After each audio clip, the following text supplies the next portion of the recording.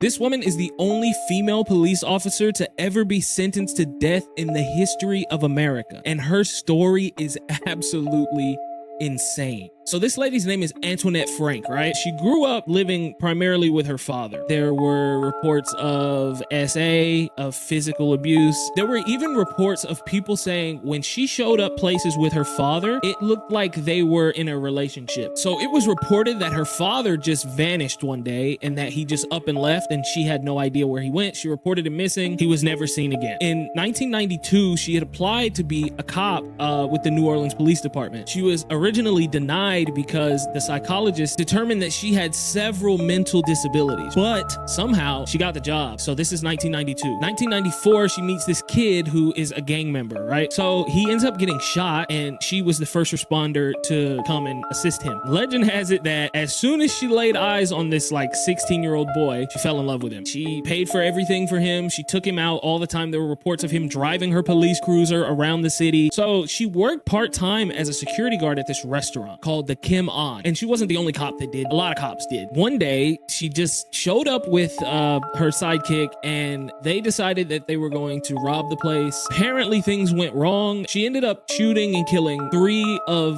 the people that owned the restaurant. 2 of the people that were there ended up running and hiding in a freezer, right? So they didn't get killed. It was reported that this was an extremely brutal execution style murders, right? After they did this, they got in the car, she went and dropped him off at home, and then she ran down to the police station and said, "Oh my God, I heard a report that there were people shot where I work. I need a cruiser to go and investigate." So she runs back over to the store and then she says, "What happened? What happened? Like, I need to do an investigation and I'm here to help you." The survivor said, "Why are you asking me what happened? You were here." That's when it all started to unfold, right? She ended up being convicted of the murders, but that's not the end of the story. While she was in prison, police got a hint from a search dog at her house. They start digging, and under her house, they find a skull. And it was believed to be the same age, and it could very possibly be her father. The New Orleans Police Department never tested the bones to see whose they belong to. It's just an unconfirmed skull that nobody knows. And it's the only female officer in the history of this country to ever be sentenced to death